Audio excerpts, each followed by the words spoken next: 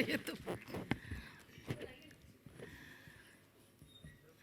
ज़िंदगी में कुछ मौके ऐसे होते हैं जहाँ पर आपको बहुत ये एहसास होता है कि ये ज़िंदगी आप पे बड़ी मेहरबान है जो आप ऐसे लम्हे का हिस्सा बन रहे हैं। ये आज की शाम कुछ ऐसी ही है। बचपन से जिन्हें देखते हुए हम लोगों ने ज़िंदगी में क्या कुछ खूबसूरत है, सिनेमा, कविता, संगीत, किरदार, ऐसी दो शख्सियतें यहाँ बैठी हैं और उनमें गुलजार साहब आपको प्रणाम करती हूँ और हेमा जी आपको प्रणाम करती हूँ, आप सभी आदरणीयों को प्रणाम करती हूँ। यतीन्द्र, वो मैं भाभी कहते हैं, वो हमारा देवर है, छोटा भाई है। इस पुस्तक से और आपके उनसे लगाव की पूरी बातें, पूरी चर्चा, उसकी यात्रा के कहीं ना कहीं हम सब लोग भी साथी रहे, जिसका किताब में जिक्र भी किया है यतीन्द्र ने। और यहाँ पर सलीम आरिफ साहब बैठे हैं जिन्हें मालूम है कि 10-12 साल से हमारी आपसे गुलजार साहब को लेकर कितनी बार बातें होती रही हैं, लेकिन कभी कभी ऐसी हसरत दिल में पैदा होती है कि किसी को आप इतना चाहें, आप किसी की ऐसे परस्तिश करें कि बस आप उसे देखें, दूर से देखें, आप उन्हें पढ़ें, गुनें। मैंने कभी सोचा नहीं था कि इस तरह से इस पूरे शाम का हिस्सा बनने का मौका मिलेगा। और मैं जब मोहित की, यतीन्द्र की किताब देख रही थी, इतनी खूबसूरत किताब है, इतने दिल से लिखी है। मेरे ख्याल में आप सभी लोग पढ़ेंगे तो कभी कभी एक इतनी जिंदगियां, एक इतने क्रिएटिव इंसान लोग इतनी जिंदगियां उसमें जी चुके होते हैं कि वे शायद खुद भी नहीं जानते कि वे किस किस दौर से गुजरे हैं। लेकिन ये मेहरबानी शायद गुलजार साहब के सभी आशिकों पर आपने किए, यतीन्द्र की उस किताब को पढ़ करके हम लोग दोबारा से उसे इश्क में ढल सकेंगे। मैं उस पीढ़ी की हूँ जब हमने परिचय, खुशबू, कोशिश, इन फिल्मों को देख करके एक ज़माने में जितेंद्र साहब से इश्क हो गया था। मैं सिर्फ इसलिए क्योंकि सफ़ेद कुर्ते पैजामे में जिस तरह से वो पेश होते थे, वो आपका ही अक्स नज़र आता था उनमें, आप खुद उनमें नज़र आते थे। और जब बड़ी हुई, क्योंकि बचपन में अपने माता पिता के साथ देखी, जब जवान हुई तो वो फिल्में दोबारा देखी। जब मेरी बेटी जवान हुई तो मैंने उनको वो फिल्में दिखलाई। और टाइमलेसनेस जिसे कहते हैं, कालजयी रचनाकार वही होता है कि आप जब इन फिल्मों को देखें, जब उन गानों को सुने, जब उन किरदारों को देखें, तो आपको ये लगे कि ये हमने वाकई वो किताब थी जो उस तरह ढंग से उस समय पढ़ी नहीं, अभी पढ़ने में कोई नई बात नज़र आ रही है। मुझे बहुत बहुत मुबारकबाद आप सबको देते हुए, इतनी अच्छी आज यहाँ पर पूरी ऑडियंस यहाँ पर बैठी है। मैं आज, आपने यहाँ बुला दिया, मुझे वाकई इसकी उम्मीद नहीं थी, लेकिन मैं आपको बस ये बताना चाहूँगी गुलजार साहब, रोज़ सुबह, आज सोशल मीडिया का दौर है, आपको भी इस बात का इल्म होगा कि सुप्रभात आजकल आपको भी नहीं पता होगा कि आपके किस लिखे हुए शेर के द्वारा नीचे आपकी तस्वीर गुलजार साहब करके पूरे हिंदुस्तान और दुनिया भर में आप रोज़ याद किए जाते हैं इस तरह से। क्योंकि मुझे लगता है आज जिस दौर में हम जी रहे हैं, वहाँ पे आप एक इतनी बड़ी उम्मीद हैं, जिसे कहते हैं ना क्लास। हम लोगों ने बहुत सारी बड़ी शख्सियतों को देखा, अपने सामने से गुजरते हुए देखा, लेकिन हम लोग इतने खुश नसीब हैं कि आप हमारे सामने हैं। एक बहुत बड़ी पीढ़ी, चाहे वो कलाकार हो, म्यूज़िक डायरेक्टर हो, लेखक हो, शायर हो, सिनेमा आर्टिस्ट हो, गायक हो, आपको देखते हैं, सीखते हैं और आपसे नित प्रेरणा पाते हैं, आपकी खुददारी से, आपकी मौलिकता से। और बस हमारे जैसे बहुत सारे लोग आपसे इश्क करते, आप शतायु हो, यही।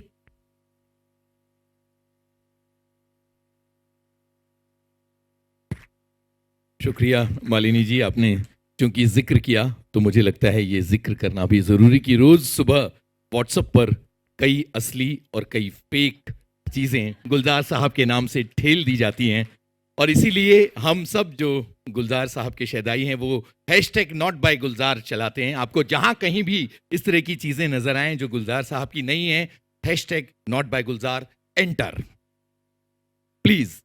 ये बहुत ज़रूरी है क्योंकि इस तरह की मिलावट को हम कतई समर्थन नहीं करते। कई बार बड़ा गुस्सा भी आता है, खींच भी होती है, तकलीफ भी होती है, पर ठीक है, ये ज़माना सोशल मीडिया की ठेला ठेली का है।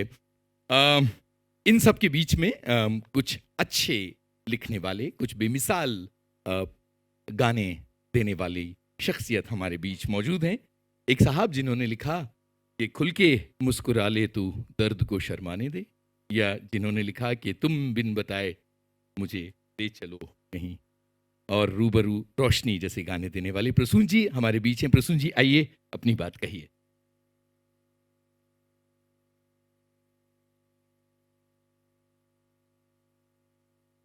पहले तो यतीन जी, मुझे मालूम नहीं था आप मुझसे कुछ गुलजार साहब के सामने कुछ कहने के लिए बोलेंगे। तो मैं सोच रहा था कि मैं बैठूंगा और प्रणाम करूंगा और चला जाऊंगा। तो I have not come prepare to say anything. और अक्सर क्या होता है, जब लेखक जो होते हैं वो मौका तलाशते हैं, तो कोई अगर बहाना मिल जाता है तो जो भी चीफ गेस्ट होता है उसका जिक्र करके फिर अपनी बातें करने लगते। तो यहाँ पर पॉसिबल ही नहीं है, जब गुलजार साहब हों तो और किसी की बात कभी संभव ही नहीं है। लेकिन मैं यतीन जी की बात ज़रूर करूँगा, क्योंकि मुझे मालूम है कि वो दीपक गुलजार साहब हैं, लेकिन जलाया है। थोड़ी देर के लिए सही आप आए थे और आपने उस दीपक को जलाया है, इसके लिए आप याद। और मुझे मालूम है वो कितनी प्रेम से दीपक जलाते हैं। और बहुत जो भी वो लिखते हैं, he is a great observer, clean observer. I have seen him in various meeting. उसके बाद जो उनके ऑब्जर्वेशंस होते हैं, और मैंने पुस्तक अभी पूरी तरह पढ़ी नहीं है, और मुझे पूर्ण विश्वास है कि इस पुस्तक में भी वही रिफ्लेक्ट होगा जो कि अक्सर इनके कीन ऑब्जर्वेशंस होते हैं। गुलजार साहब से कौन प्रेरित नहीं होगा। मैं तो एक बार कहा भी था, शायद कहीं कोट भी हुआ था, कि कई बार मैं जब बम्बई से परेशान होता हूँ तो बम्बई को माफ़ कर देता हूँ, इसलिए कि यहाँ गुलजार साहब रहते हैं। ये पहले भी मैंने कहा है, और ये सच बात है। देखिए, एक नदी है, उसमें एक व्यक्ति तैर रहा है। जूझते हैं लोग यहाँ पर, कोई शक नहीं। उस नदी में जो तैर रहा है, उस व्यक्ति से अगर आप ये पूछें कि नदी का स्वभाव क्या है, कहेगा नदी बड़ी आक्रामक है, very aggressive. I am fighting, is a fight, you are trying to swim against the tide. आप लहरों के विपरीत आप तैर रहे, तो आपको आक्रामक लगती है। लेकिन उसी समय एक व्यक्ति नदी के किनारे खड़ा है, और उससे आप पूछते हैं कि नदी क्या है। नदी तो बड़ी शांत है, मैं तो ध्यान लगा रहा हूं, मैं तो बैठकर यहां पर ध्यान कर रहा हूं। ये नदी तो मैं साक्षी भाव से इसको देख रहा हूं। वही नदी है। गुलजार साहब की नदी में हमेशा एक शांत नदी हमें दिखाई देती है। मैंने कभी भी उनकी कविताओं में, उनकी रचनाओं में, उनकी बातचीत में, उनकी शख्सियत में कड़वाहट नहीं देखी। इतने समय के बाद कौन से संघर्ष से गुलजार साहब नहीं, ऐसा लगता है कि गुलजार साहब संघर्षों से गुजरे ही नहीं। उनको देख के ऐसा लगता है। ये उनका स्वभाव है, ये उनकी पर्सनैलिटी है कि जितनी बार आप उनसे मिलें, आप पॉजिटिविटी से भर कर आते। और ये मैं बातें दिल से बोल रहा हूँ, कोई सोच नहीं रहा हूँ। जो मुझे गुलजार साहब से मिला है वही आप तक पहुँचाने की कोशिश। गुलजार साहब से जितनी भी थोड़ी देर के लिए मैं मिलूँ, चाहे वो जयपुर लिटरेचर फेस्टिवल में एक बरगद के पेड़ के नीचे उनको अपनी नई रचनाएं सुनाऊं, या बच्चों के साथ कोई सेशन हम ले रहे हों, बातचीत करूं, I have always observed him like, you are filled with the positive energy for life. ये जिंदगी इतनी खराब नहीं है, लोग इतने बुरे नहीं हैं, धूप इतनी कड़ी नहीं है, कहीं पर छाया है, कहीं पर इंसानियत है, कहीं पर खूबसूरती है, कहीं पर वो गुड़ की डली है जो मुंह में घुलती है। और वो गुड़ की डली गुलजार साहब अक्सर जाते समय आपके हाथ में रख देते हैं, आपकी हथेली में, और आप उसको। गुलजार साहब, अगर जिन्होंने पतंग उड़ाई है, मैं गुलजार साहब को देखकर ये उस वक्त भी ये सोच रहा था, और विशाल जी बैठे हैं, विशाल जी खुद इतना अच्छा लिखते हैं, और गुलजार साहब से प्रेरित होकर लिखते हैं और बार बार कहते हैं कि मैं गुलजार साहब से प्रेरित हूँ। मैं भी एक बार बार कहता हूँ कि गुलजार साहब से कौन प्रेरित नहीं हो। मैं कह रहा था कि हम जब पतंग उड़ाते हैं तो कुछ पतंगें इधर उधर लड़ती लड़ाती हैं, लेकिन हमेशा आसमान में नजर जाती एक पतंग होती है जो ऐसा लगता है हमेशा से वही थी, ठहरी हुई सी बीच में आती है।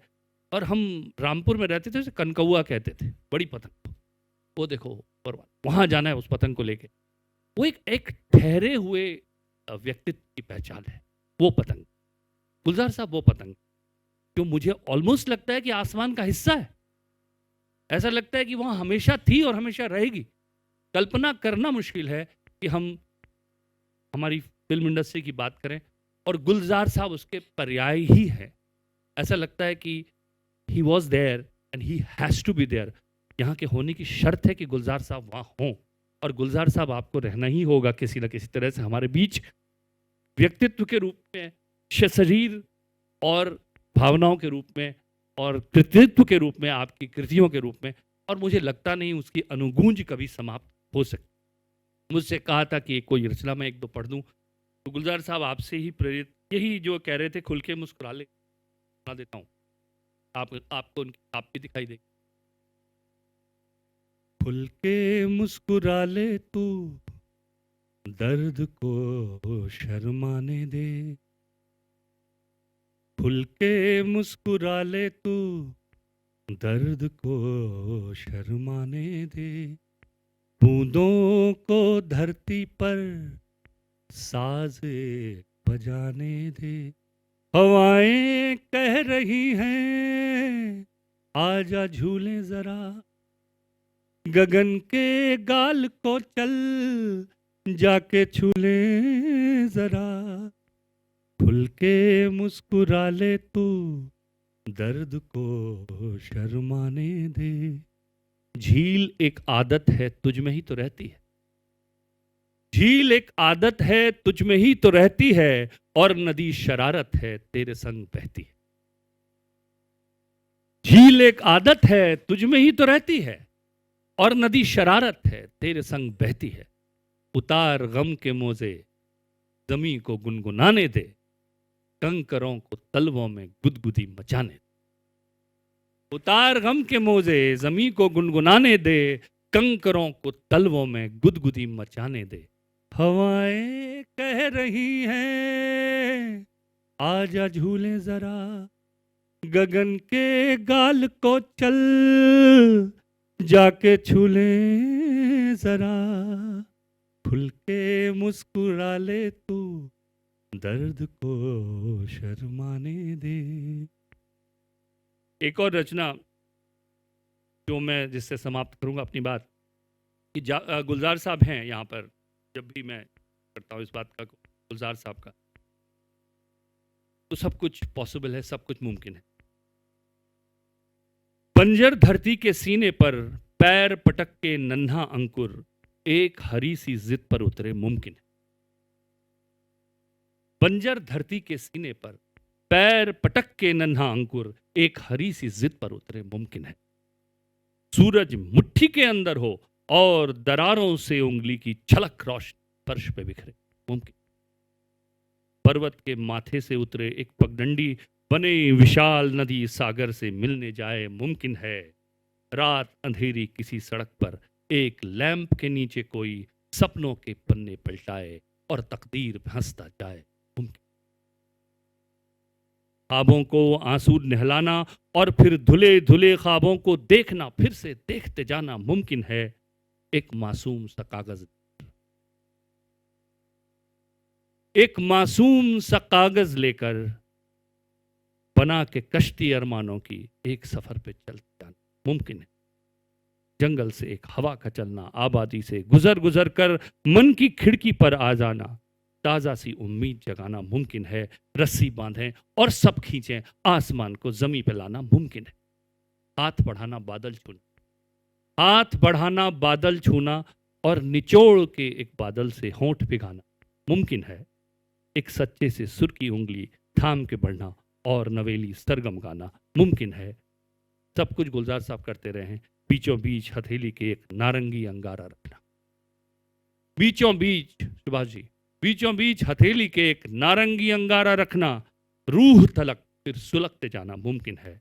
आने वाले कल की आहट दूर से सुनना और दरवाजे खोल के रखना, राह सजाना मुमकिन।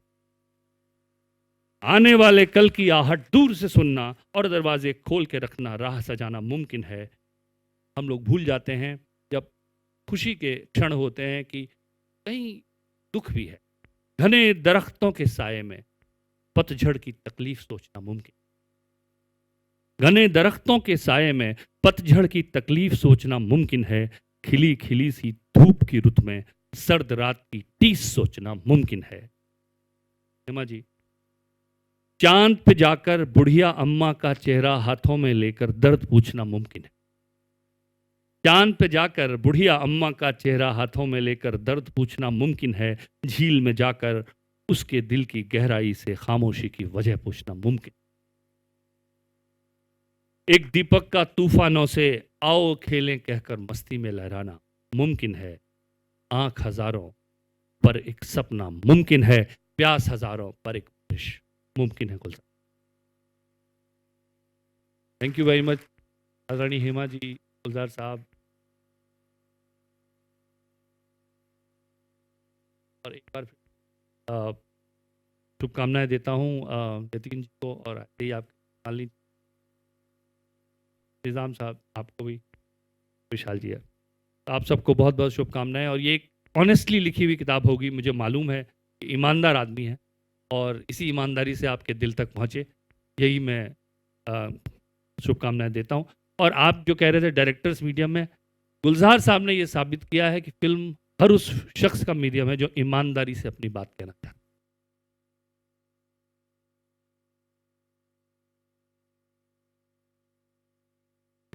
बहुत बहुत शुक्रिया रसून जी।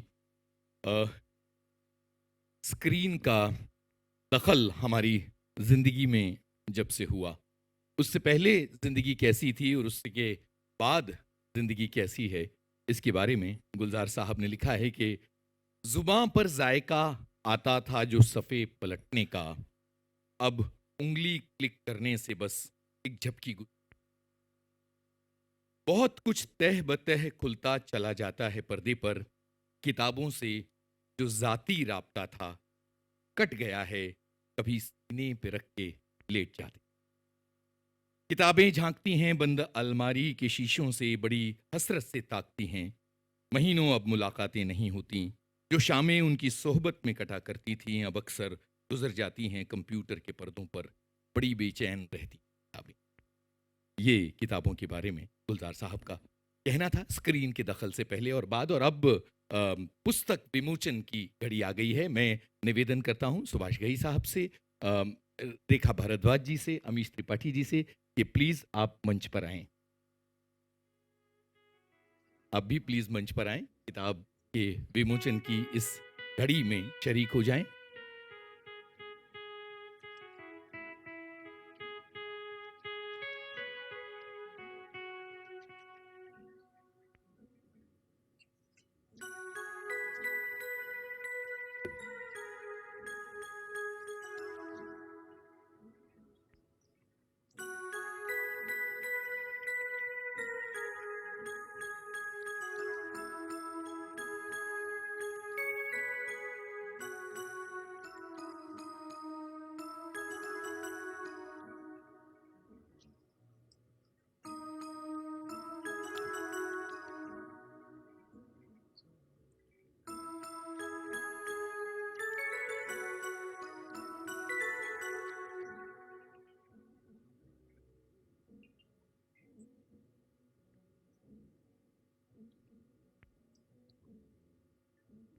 यतीन्द्र मिश्र की किताब गुलजार साहब हजार राहें मुड़ के देखी, और इस किताब से पर्दा उठने की ये घड़ी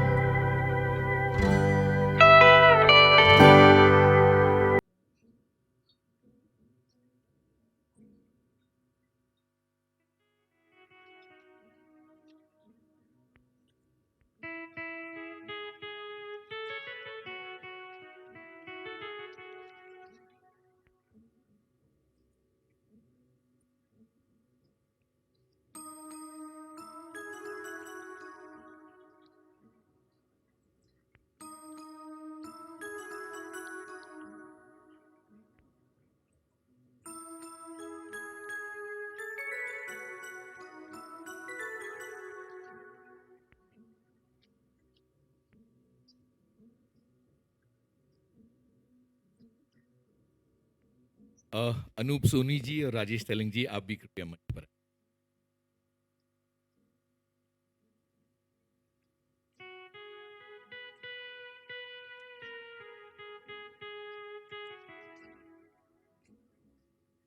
ठीक, बिल्कुल बिल्कुल। फोटोग्राफर्स, मुझे लगता है कि आप सभी के लिए अपॉर्चुनिटी हो चुकी है। हम थोड़ा जल्दी कर लें प्लीज।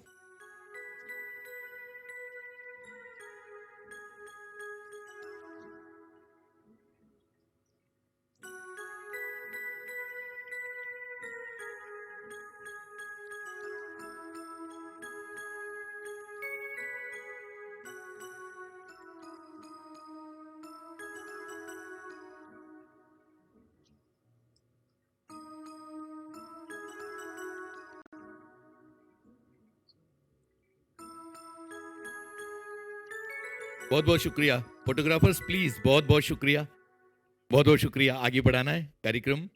बहुत शुक्रिया, बहुत शुक्रिया।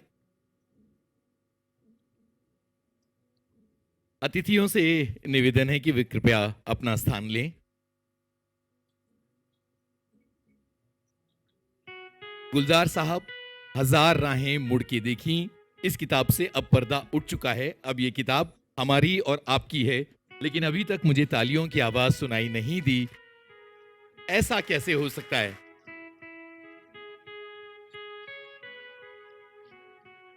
दोस्तों, सन 1975 हिंदी सिनेमा के लिए बड़ा क्रांतिकारी साल था। उस बरस दो ऐसी फिल्में आईं जो दो अलग अलग सिरों पर खड़ी थीं। जैसे धरती पर नॉर्थ पोल और साउथ पोल है, उत्तरी ध्रुव और दक्षिणी ध्रुव है। एक सिरे पर थी रमेश सिप्पी की शोले, दूसरे सिरे पर थी गुलजार साहब की खुशबू, एक शानदार अभिनेत्री जिन्होंने कुसुम के किरदार में अपने अभिनय की खुशबू बिखेरी थी और रुपहला पर्दा महक उठा था। खुशबू महज एक फिल्म नहीं है, रुपहले पर्दे पर एक सशक्त महिला की दास्तान है, एक कविता है। इसके 2 बरस बाद आई किनारा, आरती सान्याल की मुश्किलों से भरी जिंदगी की दास्तान। घुंघरुओं की झनकार और आंसुओं के मोती पिरोए गए थे इस कहानी में। हिंदी सिनेमा के इतिहास की 2 नायाब फिल्में। पर यह कारवां यहीं नहीं रुका। इसके 2 बरस बाद आई मीरा, करना फकीरी, फिर क्या दिलगिरी, सदा मगन मैं रहना जी, कोई दिन हाथी न कोई दिन घोड़ा, कोई दिन पैदल चलना जी। और फिर एक अफसोस रह गया कि देवदास बन न सकी। यतीन्द्र जी ने इसका जिक्र किया है, लेकिन का जिक्र भी मैं यहां करना चाहूंगा।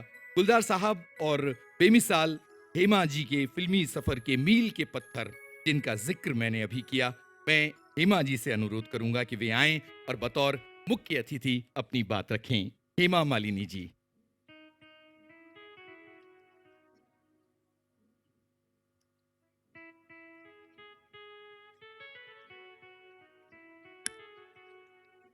राधे।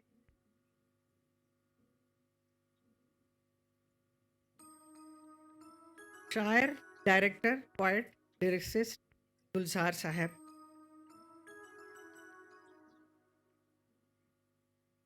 शीन कैफ निज़ाम जी, विशाल भारद्वाज, प्रसन्न जोशी जी, विमलेंद्र मोहन प्रताप मिश्रा जी, अरुण महेश्वरी जी, मालिनी अवस्थी जी, यहाँ पर उपस्थित सुभाष जी, मनोज जी और आप सब भाइयों बहनों, सबका मेरा प्रणाम। आज के इस कार्यक्रम में जहाँ पर इतने सारे कवि साहित्यकार बैठे हैं, वहाँ पर मुझे एक चीफ गेस्ट के रूप में बुलाया है यतेंद्र जी ने। आपको मैं बहुत बहुत धन्यवाद करती हूँ। मैंने नहीं सोचा कि आप सबके बीच में मैं फिट होऊंगी कि नहीं, but as an artist I am here with you. आज की शाम एक ऐसी शाम, ऐसी एक शख्सियत के नाम है जिसने हिंदी फिल्म जगत के एक युग को अपनी कलम से पहचान दी। उनके बारे में जितना कहना, जो भी लिखना, बहुत कम है।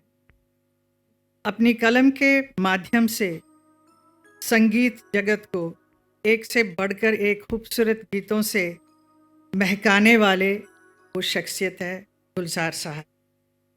गुलजार साहब के नाम पे ये किताब आज रिलीज़ हो रहा है, हज़ारों राहें, और जिसे लिखा है यतीन्द्र मिश्रा जी ने, जो खुद एक बहुत बड़े साहित्यकार हैं, कवि हैं, और इस किताब को इतना खूबसूरत ढंग से लिखा है जिसमें गुलजार साहब के पूरे यंग एज से लेकर पूरी यात्रा, उनकी life journey he has written in this book, which is very very interesting. ऐसा बायोग्राफी पहली बार गुलजार साहब के ऊपर बनी है और उनके बारे में बहुत कुछ जानने को भी मिलेगा इस बुक के थ्रू। ये सिर्फ एक कवि नहीं, just not a poet, but वो थोड़े दिन में एक असिस्टेंट डायरेक्टर बनकर काम किया कहें बहुत बड़े बड़े डायरेक्टरों के बीच में, बाद में खुद एक डायरेक्टर बने। उनकी जर्नी ऐसी है।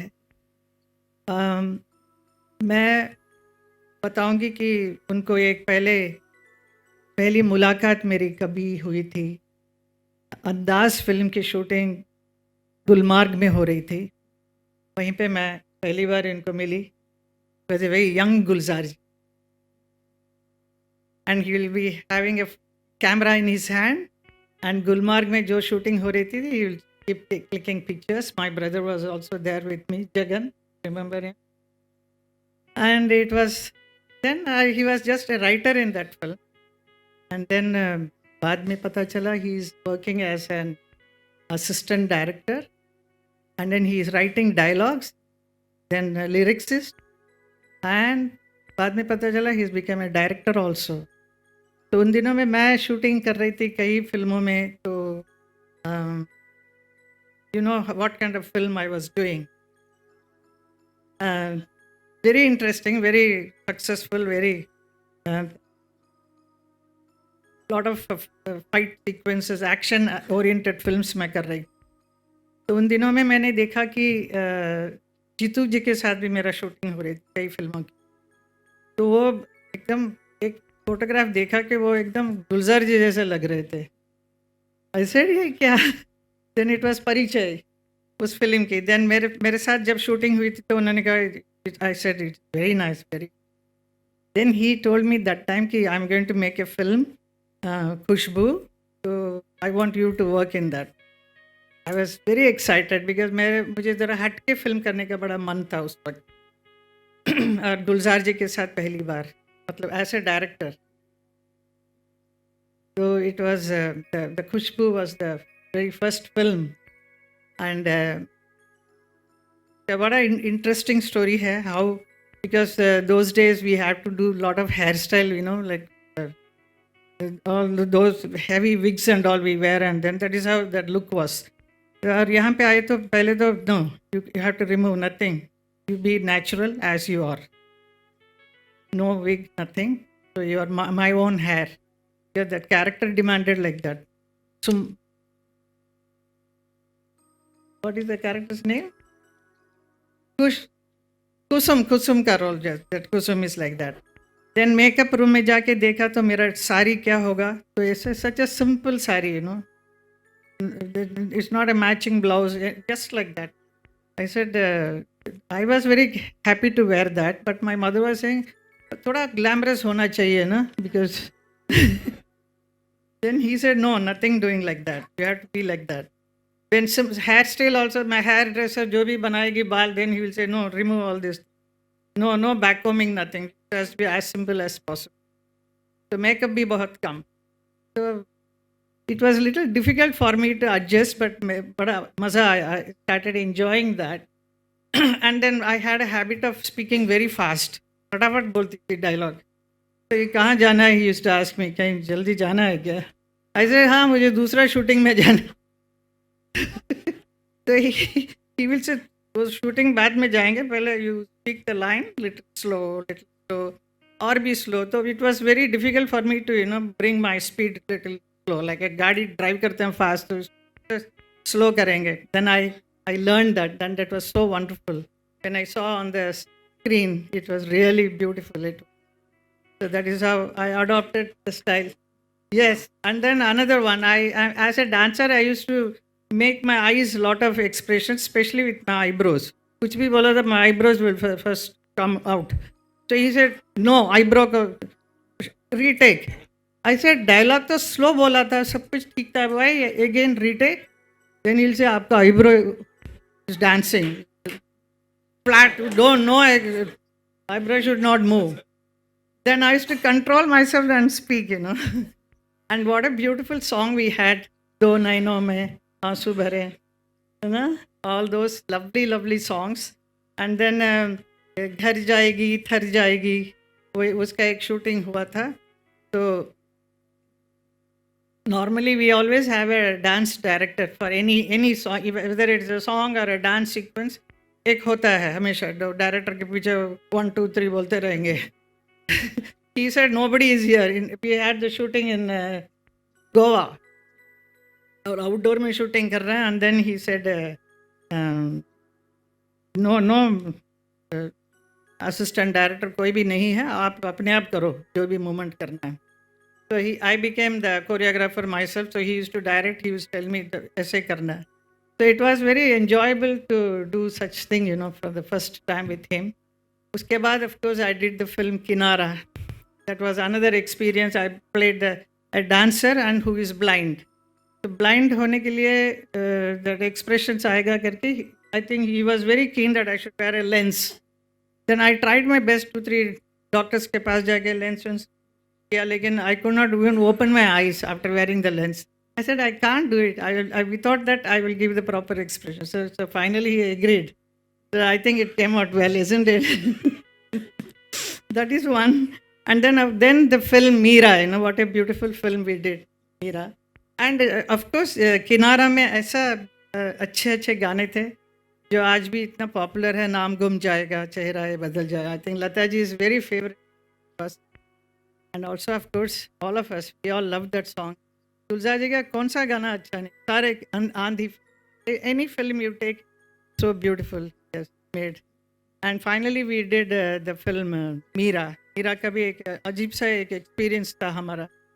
We both were wanting to do that film. That producer in between became little, financial problem he had.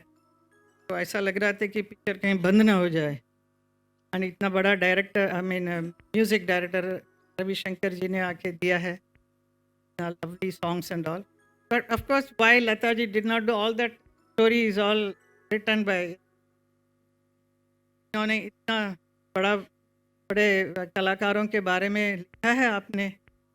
Sonal Mansingh, Girija जी जैसे क्लासिकल सिंगर, लता जी के बारे में बड़े मुकाम, ऐसा बिस्मिल्लाह खान, इन सब के बारे में लिखना तो it's not easy. And to write about Gulzar sahab is something very very difficult, because इतने बड़े एक व्यक्ति के बारे में कौन लिख सकता है. उतना ही इक्वल लेवल का होना चाहिए जो यतीन्द्र जी is almost there, I will say that. He has written, this book is so interesting to just read. So I kept saying in that book, मेरा बारे में क्या लिखा है. So it was very nice. So thankful to you for writing something nice for me also. And then Meera के film का भी एक अलग एक एक्सपीरियंस, बिकॉज इसमें तो थोड़ा बहुत आई मेकअप तो करने दिया था किनारा और खुशबू में, लेकिन मीरा में वो भी नहीं, no I makeup. I have to be just plain like that, So I did that. But the result, you can see how beautiful and made that film. So I'm so blessed that I had opportunity to work with him. और सौभाग्य है कि ऐसे बड़े अच्छे फिल्मों में काम करने का मिला गुलजार जी के डायरेक्शन. इनका देश में कितने भी आजकल जो पीढ़ी के कितने भी, so many people are so fond of him. ये इतना लोकप्रिय हैं ये गुलजार जी, चाहे बच्चे हों या 5 साल का बच्चा हो या 25 years यूथ हो या 60 साल के बुजुर्ग हों. तो अलग अलग किस्म के गाने इतने अच्छे लिखे हैं गुलजार जी ने, लाइक बच्चे वाला इज लकड़ी की काटी पे घोड़ा, तो वो मुझे मालूम है वो गाना मैं येशा आना के साथ भी गाती थी और आज मेरे ग्रैंड डॉटर के साथ भी वो गाना गाते हैं. It is so popular. That song is so interesting, you know, and all my maids also will start singing, and everybody, the whole house is very full of vibration of children there. Then Kajarare. So all the youth, I think we all loved it. इतना अच्छे अच्छे गाने गुलजार जी ने लिखे हैं. और एक और चीज़ मैं बोलूँगी, एक नूपुर एक टीवी सीरियल बनी थी जिसमें I did the role of dancer, and I was very keen that he should direct it, but इन्होंने बोला कि मैं डायरेक्शन है, you have to direct it. I said that is how I became a director suddenly from nowhere, you know, because I was so much keen to do that a film on about a dancer. A serial 13 episode का बना था, बहुत सुंदर बना, लेकिन इन्होंने inspire किया कि you are a dancer yourself, so you know what you have to do. Because some other director I brought, then it was not working well. Then he said, you direct it yourself. So that was the inspiration he gave, and I became. So he has been a wonderful director and also a very good friend of mine, I will say. Time to time, समय के साथ बहुत सारे बातें हम बीच बीच में करते हैं, कितने भी busy हों. So at one point after I settled down, I continuously worked in films, but मेरा film सब थोड़ा सा कम हो गया था. So as an artist you feel little funny, you know, कि अरे इतना पिक्चर में मैं शूटिंग कर रही थी, इतना फिल्म आती थी, अभी it is little slow down. What is going to happen now? So I just discussed with him. He said, you are in this horizon, you see the another horizon there. So you will be getting it now. You will be going there soon. So that is a kind of an inspiration for me. So, you know, that is what happened. So how I transformed myself from an actress, that continued, but as a dancer I continued. So many other things kept on coming in my life. So it is a great inspiration he has given to me. So he is an inspiration to the whole country, I will say, as a poet, as a writer. He has contributed so much to the whole industry, our film industry, and generally also. So we are very blessed to have you with us. मैं भगवान से यही प्रार्थना करती हूँ आपकी सेहत बहुत अच्छी रहे और बहुत लंबी आयु हो और हमेशा हमारे साथ में बीच में रहें आप. धन्यवाद.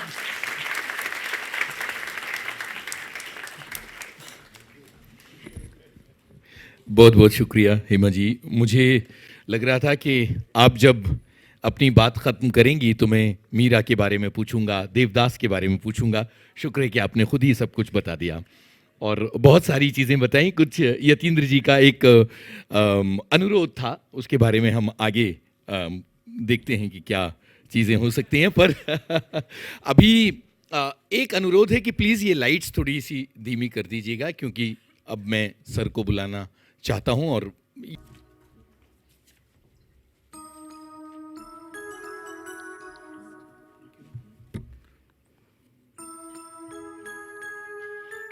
आप सभी का बहुत आभार. मैं अदिति से कह रहा था परसों, इसने कहा कि 500 से ज़्यादा की कैपेसिटी का हॉल है. मैंने कहा बम्बई में कितने लोग आएंगे, ऐसा ना करो 100 लोगों वाला हॉल करना. और आज जब सब आप लोग आशीर्वाद देने आए तो मुझे लगा कि ये छोटा पड़ गया, और आप लोगों का आशीर्वाद मेरे लिए बहुत अहम है. आप सबका शुक्रगुजार हूँ.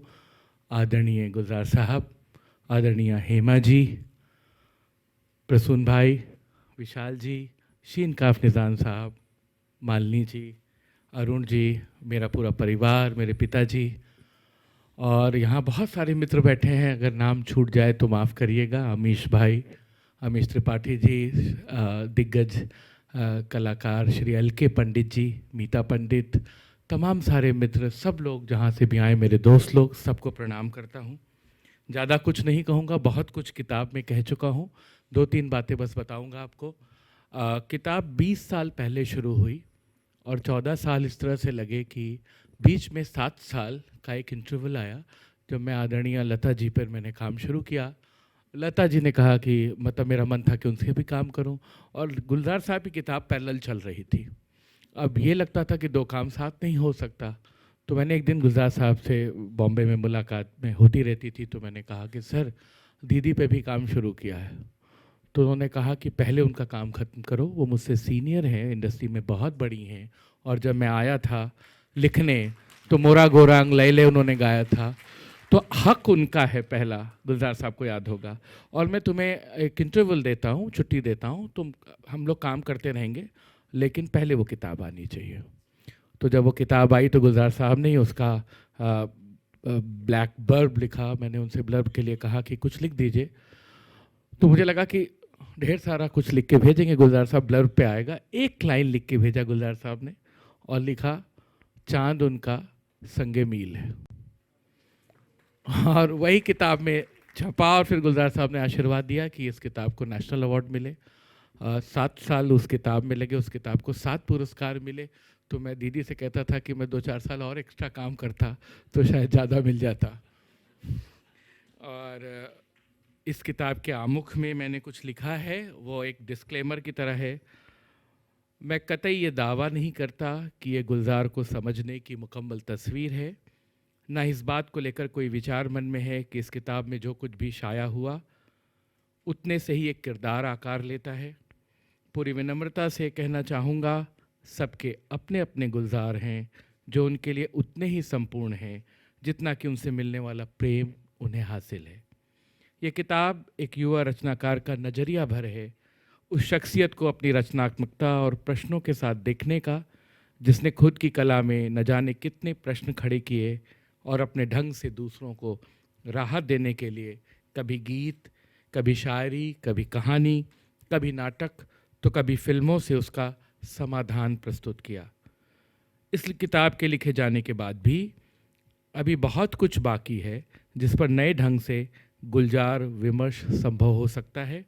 एक बड़े रचनाकार और इंसान की एक खासियत होती है कि उसे अपने समय में दर्ज करने के लिए जितने भी जतन किए जाएं, एक ऐसा क्षण जरूर आता है जब लिखने वाले के शब्द सीमित हो जाते हैं, किरदार फिर भी रचे जाने के लिए बचा रहता है।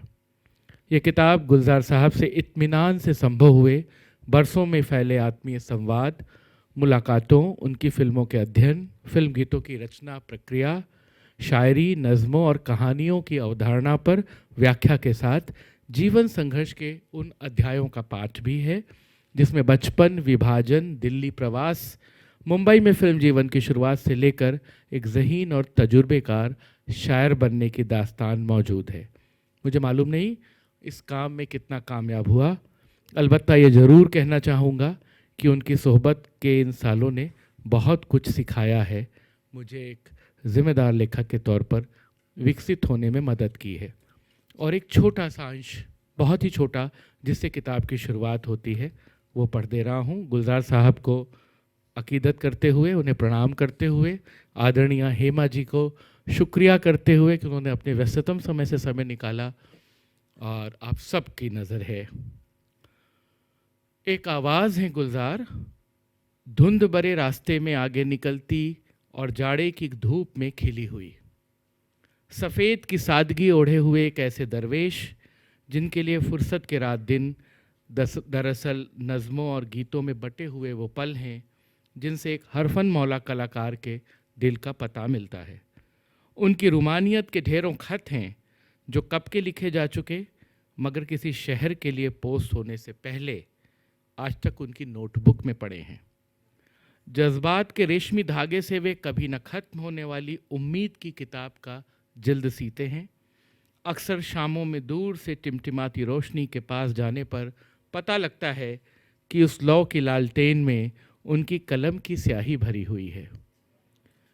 वो एक खानाबदोश किरदार हैं जो थोड़ी दूर तक नज़मों का हाथ पकड़े हुए चलते हैं और अचानक अफसानों की मंजरनिगारी में चले आते हैं। फिल्मों के लिए गीत लिखते हुए कब डायलॉग की दुनिया में उतर जाते हैं पता नहीं लगता। वे शायरी की ज़मीन से फिल्मों की पटकथाएं लिखते हैं तो अदब की दुनिया से लेकर फिल्में बनाते हैं। एक पुरकशिश आवाज़, समय को आईना बनाकर पढ़ने वाली जद्दोजहद, कविताओं की शक्ल में उतरी हुई सहल पर झुकी हुई प्रार्थना। आइए ऐसे अदीब की ज़िंदगी के पन्नों में उतरते हैं, कुछ सफ़हे पलटते हैं, कुछ बातें सुनते हैं। अपने दौर को हम इस तरह भी साहित्य और सिनेमा के एक सुखनवर की नज़र से देखते हैं। गुलजार साहब हैं और मुझे बहुत आभार करने का मौका है इस किताब के बनने की प्रक्रिया में। विशाल भारद्वाज जी, प्रसून जोशी जी, नहीं रहे आदरणीय पार्श्व गायक भूपेंद्र जी, सलीम आरिफ भाई, लुबना सलीम जी, सब ने बहुत मदद की, मालिनी जी, जिन भी मित्रों ने पढ़ा देखा और जो गुलजार साहब के साथ जुड़े हुए थे, उन सब के सलाह लेकर, सबको स्क्रिप्ट पढ़ाकर मैंने किताब पूरी की। एक हफ्ते पहले आदरणीय हेमा जी ने मुझसे पूछा, मुझे चीफ गेस्ट क्यों बना रहे हैं? मैंने कहा, गुलजार साहब की मैक्सिमम फिल्मों की आप हीरोइन रही हैं। खुशबू, किनारा, मीरा, लेकिन। और गुलजार साहब ने एक बहुत मज़ेदार बात बताई। जब लेकिन के कास्ट पे बात हो रही थी तो उन्होंने कहा, मुझसे दीदम, लता जी को दीदम कहते हैं गुलजार साहब, तो उन्हें दीदम ने कहा था, बस एक शर्त रखी थी कि लेकिन सब आपके हिसाब से बनेगी, हेमा जी को ज़रूर कास्ट करना, वो मेरी फेवरेट एक्ट्रेस है। तो इस किताब में आया है, तो हेमा जी लेकिन में आई। और एक फिल्म देवदास जो धर्मेंद्र जी, हेमा जी और शर्मिला जी को लेकर गुलजार साहब ने शुरू की थी, वो अधूरी रही। तो इस तरह से हेमा जी उनकी 4.5 फिल्मों की अभिनेत्री हैं, इसलिए वो बहुत मुफीद है कि वो यहाँ पे चीफ गेस्ट हों। मेरा बहुत सौभाग्य कि मुझे इस मंच पर आप सबके साथ साझा करने का मौका मिल रहा है। मुझे कोई गुमान नहीं है, इतनी बड़ी डिग्निटरीज़ मेरे ज़िंदगी में दोबारा शायद ना मिले। वो गुलजार साहब की महत्ता है कि उनको सब लोग ऑनर करने के लिए आए हैं। बहुत आभार, बहुत धन्यवाद। गुलजार साहब की एक पंक्ति पढ़ूँगा कि उन पर और भी आगे काम होता रहे। वो कहते हैं, अभी न पर्दा गिराओ, ठहरो कि दास्तां आगे और भी है, अभी न पर्दा गिराओ, ठहरो। धन्यवाद।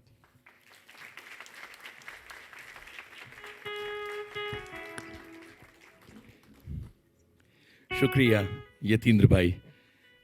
आपने एक बात कही कि हम सब के अपने अपने गुलजार साहब हैं।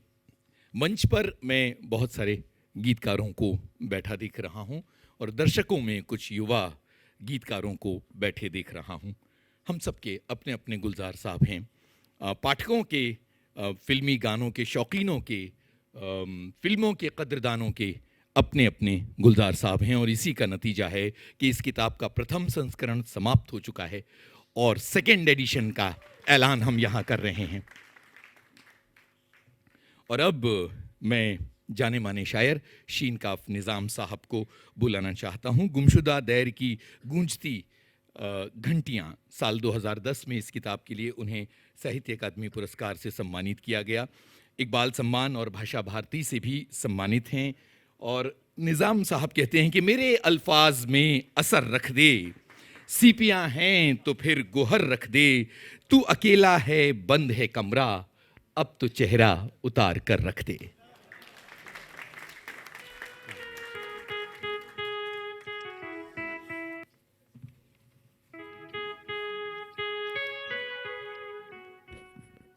मोहतरम गुलजार साहब, मोहतरमा हेमा मालिनी जी, भारद्वाज साहब, आपको सलाम करता हूँ। अरुण जी, जोशी जी, ये भी आपको सलाम करता हूँ और आप सबको बहुत बहुत सलाम करता हूँ। गुलजार साहब का जिक्र करूँगा, उससे पहले मैं कुछ बातें इस किताब के हवाले से बहुत छोटे में अपनी बात ख़त्म करने की कोशिश करूँगा।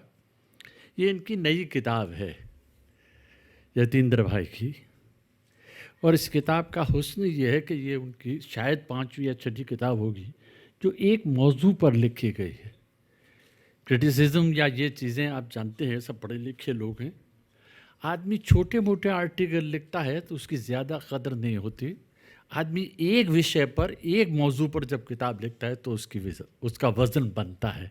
इन्होंने जितनी बातें बताई, बिस्मिल्लाह खान साहब के मुतालिक किताब लिखी, बेगम साहिबा के बारे में किताब लिखी, लता जी के वगैरह वगैरह, सब जिसका जिक्र उन्होंने किया। लेकिन इसका हुस्न ये है कि एक शायर, एक कवि, दूसरे कवि को देख रहा है।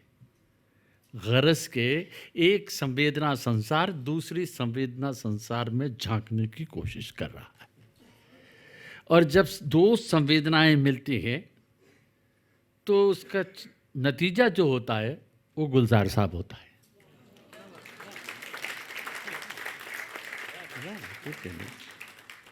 गुलजार साहब से उनकी अकीदत जग जाहिर है। इससे पहले उन्होंने गुलजार साहब के मुतालिक 2 किताबें भी एडिट की है। यार जुलाहे, यार जुलाहे जो है वो कबीर है, और पता नहीं कि गालिब और रविंद्रनाथ टैगोर के आशिक सादिक गुलजार साहब कबीर के इस कदर आशिक क्यों हैं। ये सवाल है जिसका जवाब उनकी रचनाओं से ही प्राप्त किया जा सकता है। मुझे ये कहने की इजाज़त दे दीजिए कि जो आदमी कबीर को जज्ब कर सकता है, उसे सीख कर सोख सकता है, इम्बाइब कर सकता है, वही आदमी गालिब को समझ सकता है। साहित्य या अदब या शायरी समझने की नहीं, महसूस करने की चीज़ होती है, और जब वो महसूस होती है तब वो शायरी होती है, वरना वो अक्ल की कुश्ती होती है। इस किताब में गुलजार साहब साहित्य और सिनेमा की सरहद पर खड़े, जो मैंने आपकी किताब से पाया कि साहित्य और सरहद पर खड़े रहने के बावजूद ये साहित्य को फिल्म के हवाले से और फिल्म को साहित्य के हवाले से समझते हैं। मसला ये है कि जो भी लिखा जाता है वो एहसास से लिखा जाता है, लेकिन जो पढ़ा जाता है वो अल्फाज में पढ़ा जाता है।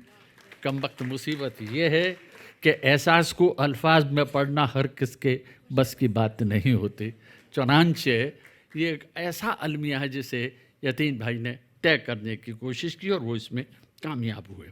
एक कहानी में, कोई नहीं, ताली तो बाद में, हाँ, एक कहानी में कई किरदार होते हैं, हम सब जानते हैं।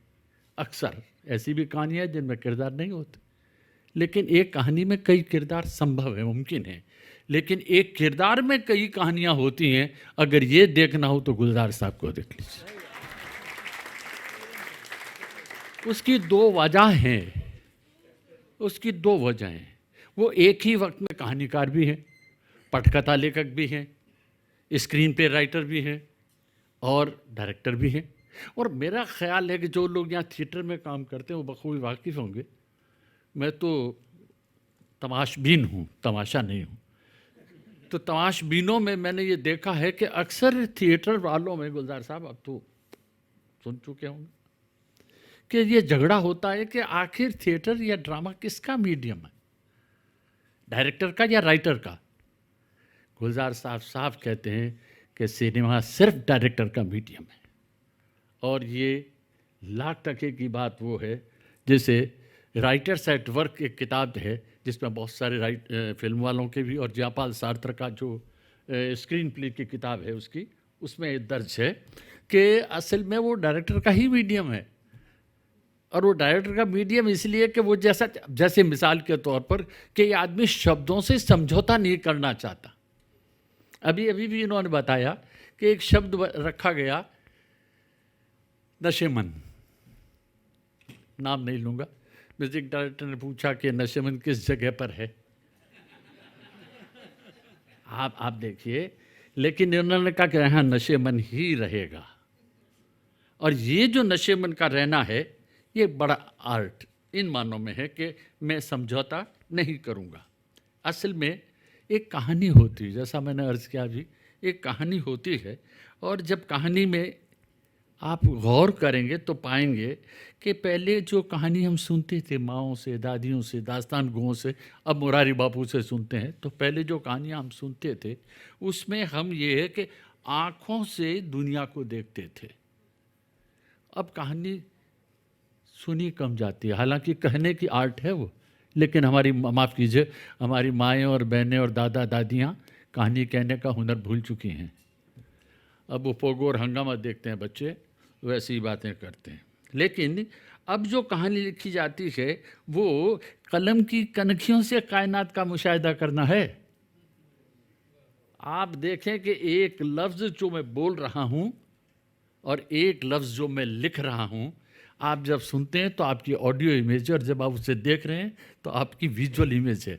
इसलिए वो साहित्य, वो अदब जो पहले सबके लिए होता था, अब छपने के बाद एन इंडिविजुअल से दूसरे इंडिविजुअल तक जाता है। तो हर ऐसी स्थिति में फ़न है क्या? ये बात मैं ख़ास तौर से गुलजार साहब की इस किताब के और उनको जितना मैंने नज़दीक से क़ुर्बत से देखा उसके हवाले से अर्ज़ कर रहा हूँ कि फ़न है क्या? ये फ़नकार का अपने से किया हुआ वादा है, जिसे वफ़ा करने के लिए वो ज़िंदगी भर जद्दोजहद करता है। और मैं समझता हूँ कि उम्र के इस मोड़ पर भी वो इसी जद्दोजहद में लगे हुए हैं। मसला क्या है कि ज़बान एक ऐसा मीडियम, ज़बान ही नहीं, ये सामने वाला भी, और वो भी जैसे गुलजार साहब हैं और हेमा जी उससे मुताल्लिक़ हैं, हमारे भाई वारदा साहब भी और आप भी सब मुताल्लिक़। उसका मसला ये है कि वो जितना बताती है, वो मीडियम जितना बताता है उससे ज़्यादा छिपा ले जाता है। और ज़बान तो वो कमबख्त कि वो बताने से ज़्यादा छिपाने का आर्ट है, बताने का आर्ट नहीं है। हम समझ रहे हैं कि बता रहा है, उस बताने में बहुत कुछ है जो छिप गया है। उस छिपे को पा लेने का नाम ही एक अच्छा रीडर होना है। इसीलिए अपने यतीन्द्र भाई, किसी ने कहा था, अंग्रेज़ी के बड़े मुफक्किर शायद जॉनसन ने कहा था कि किताब शुरू आप करते हैं, लेखक किताब को शुरू करता है, उसे ख़त्म पाठक करता है, और उसे मैंने ख़त्म किया, आप सब ने उसे अब ख़त्म करेंगे आप लोग।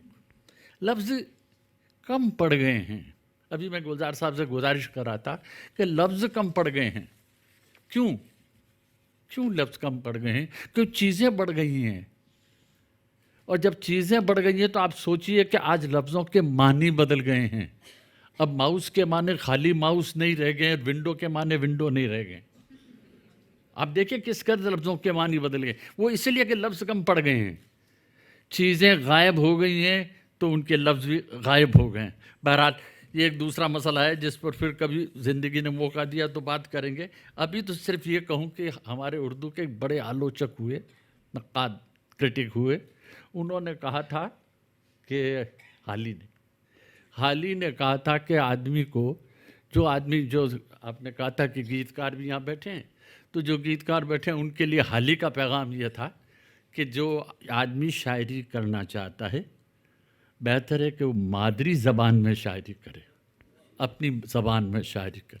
मैं मौलाना थे हाली गालिब के शागिर्द, हाथ जोड़ के कहता हूँ कितना अच्छा हुआ कि लोगों ने उनका कहना नहीं माना।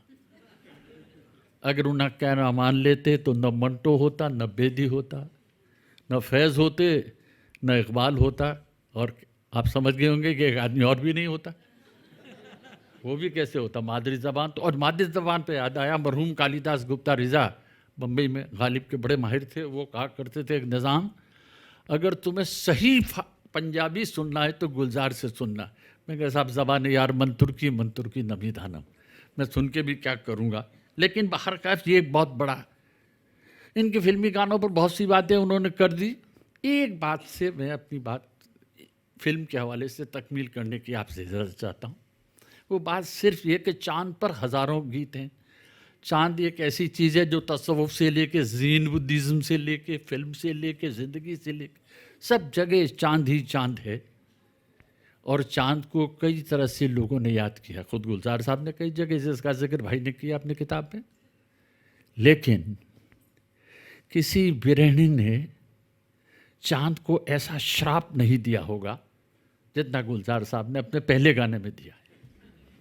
सुन लीजिए मिसरा, तुझे बदरी हटा के चंदा, चुपके से झाके चंदा, तुझे राहु लागे बे।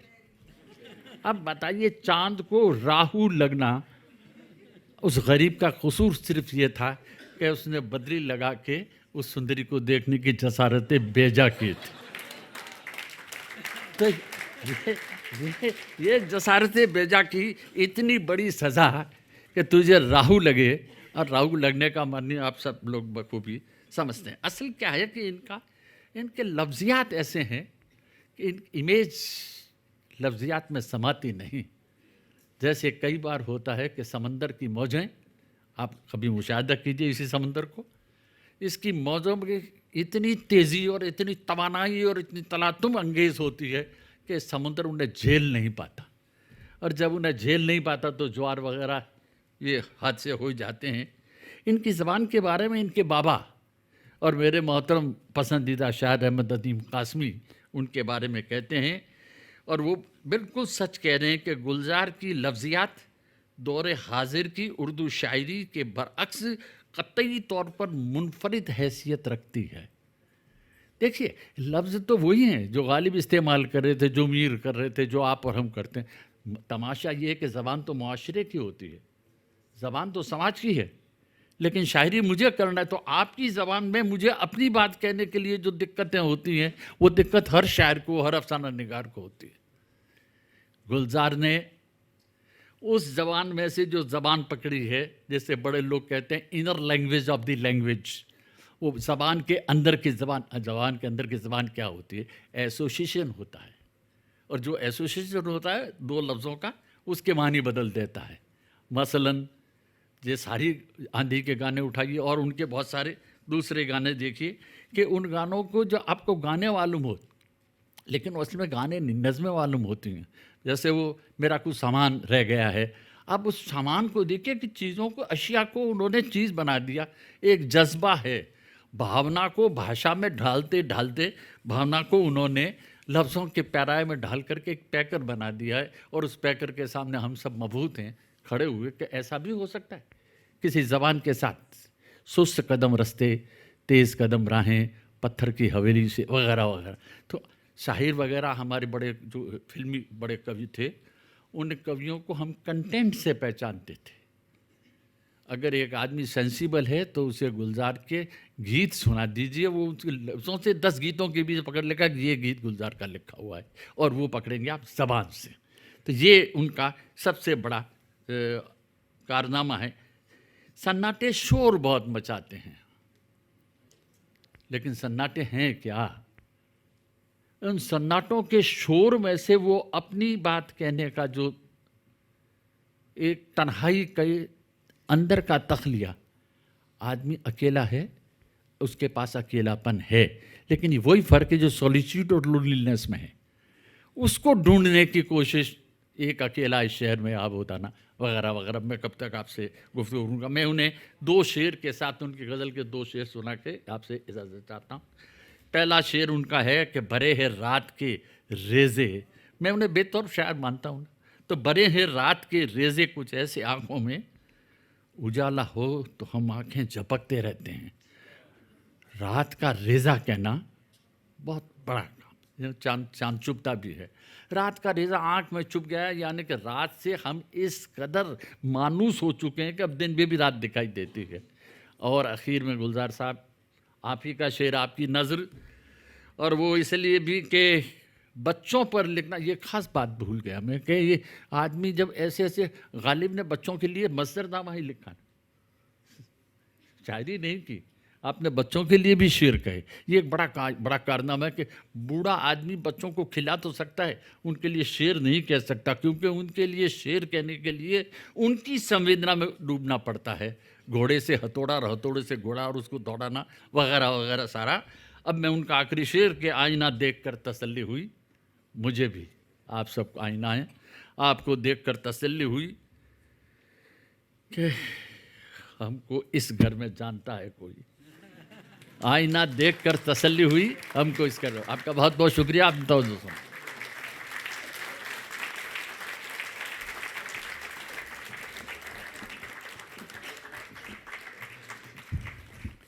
शुक्रिया शीन काफ निज़ाम साहब।